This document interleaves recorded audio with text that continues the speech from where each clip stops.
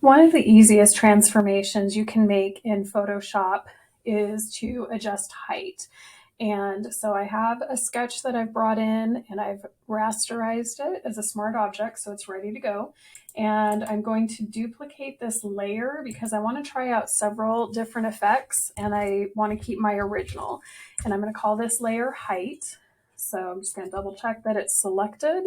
And then I'm going to go to edit and transform, and we're going to skew the height. Okay. And to do this, you're going to work on the corners and either drag them up to make the person taller. And you're going to do that on both sides. Okay. And try to keep them the same. So I'm checking those numbers. Okay.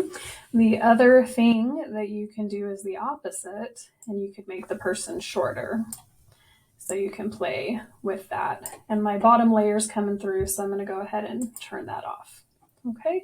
And so it keeps the same basic proportions, but it changes the height. And so vertically, you get some adjustments. And there you go.